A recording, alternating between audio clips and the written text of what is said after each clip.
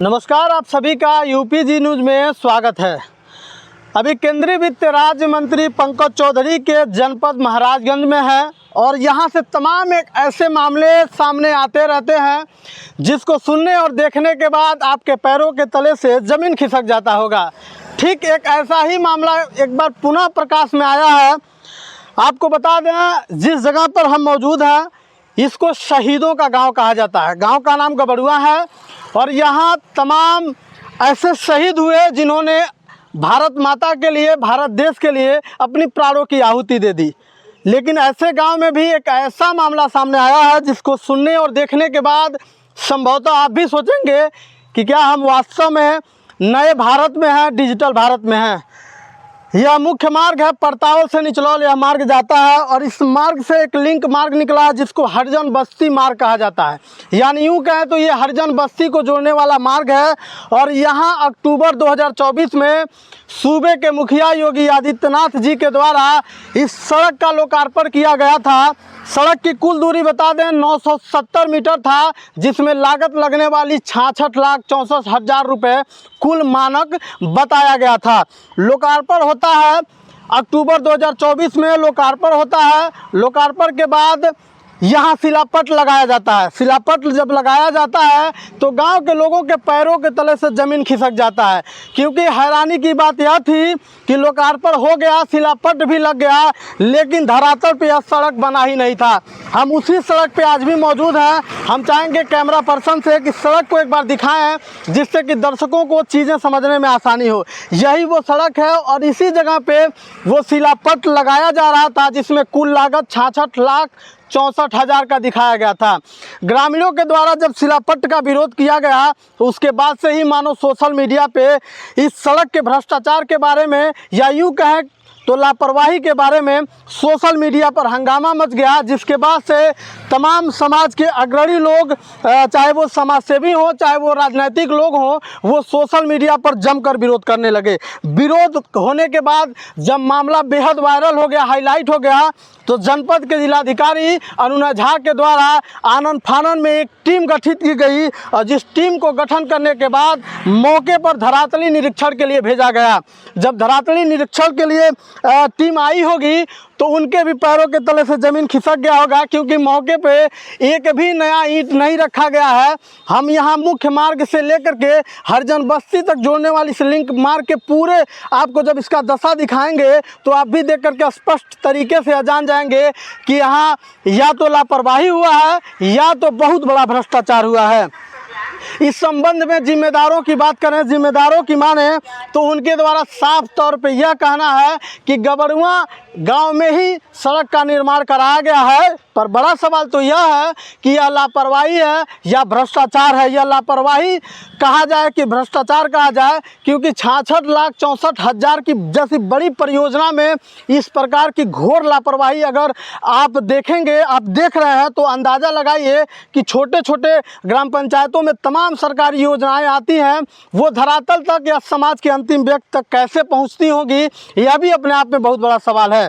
एक बार पुनः आपको बताएं तो यह जो गांव है ये शहीदों का गांव कहा जाता है। विकासखंड घुगली है और विकासखंड घुगली में इसी गांव में शहीद स्मारक बनाया गया है और उस स्मारक में तमाम ऐसे हमारे देश के आज़ाद कराने में या जिन्होंने जो शहीद हो गए या आज़ादी में स्वतंत्रता संग्रामी की बात करें, उन तमाम लोगों का वहाँ पे उस शहीद स्मारक पे उन सभी लोगों का शिलापट पे उस शहीद स्मारक पे नाम लिखा गया है। आज वह भी देखते होंगे तो सोचते होंगे कि हमने किस भारत का कल्पना किया था और आज किस भारत को हम देख रहे हैं, क्योंकि इस प्रकार की घोर लापरवाही या यूँ कहें स्पष्ट तरीके से कि इस प्रकार का भ्रष्टाचार आखिर कब तक महाराजगंज में होगा, कब तक उत्तर प्रदेश में होगा।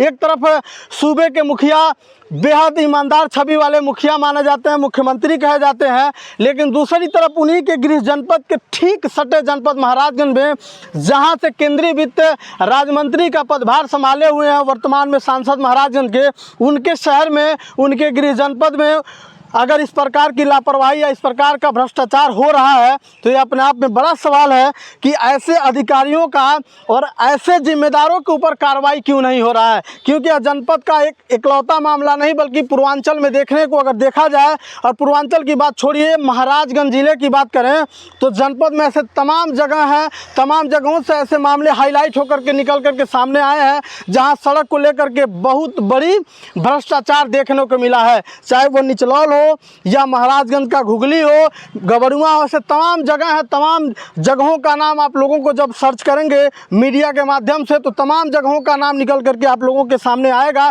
जहां ऐसे करोड़ों के भ्रष्टाचार इतनी आसानी से कर दिए जाते हैं कि मानो एक छोटा सा खिलौना कोई तोड़ दे। अब बड़ा सवाल जनपद के बड़े अधिकारियों के ऊपर भी है, क्योंकि जिस प्रकार से धरातलीय निरीक्षण ना करके बिना सड़क बनवाए ही शिलापट अगर लगने की तैयारी हो जाती है, शिलापट उस गांव पे उस स्थान पर भी आ जाते हैं और जांच नहीं होता है, तो ये कहीं ना कहीं ये बड़े अधिकारियों की ही जिम्मेदारी है या उनकी ही गलती है। क्योंकि अगर जब सड़क निर्माण हो रहा था उस दौरान उस समय जनपद का कोई भी जिम्मेदार अगर मौके पे आया होता तो उसको स्पष्ट तरीके से ये पता लग गया होता कि सड़क में भ्रष्टाचार हो रहा है या सड़क उसी जगह बन रही है कि कहीं अन्य जगह पर। लेकिन नहीं, किसी भी अधिकारी को समय नहीं मिला होगा कि जा करके धरातलीय निरीक्षण करें।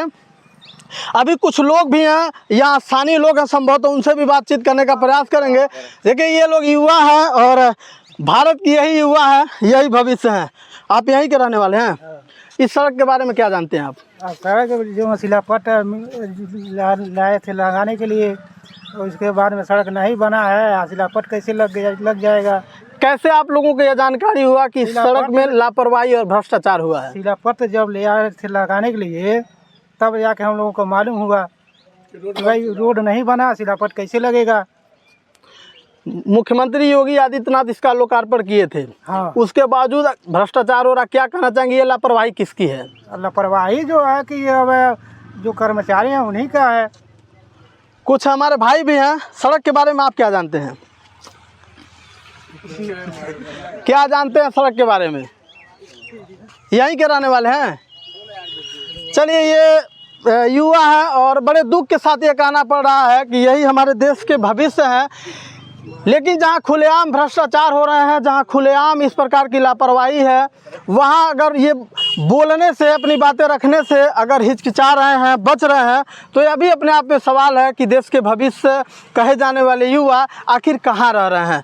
बहरहाल अब देखना ये होगा कि जनपद के तेजतर्रा जिलाधिकारी अनुना झा के निर्देश के बाद टीम तो गठित हो गया है, लेकिन बड़ा सवाल यह है, गठित हुआ है टीम तो उसमें कार्रवाई होगी या यूं ही यह मामला हर मामले की तरह या ज़्यादातर मामले की तरह ठंडे बस्ते में चला जाएगा?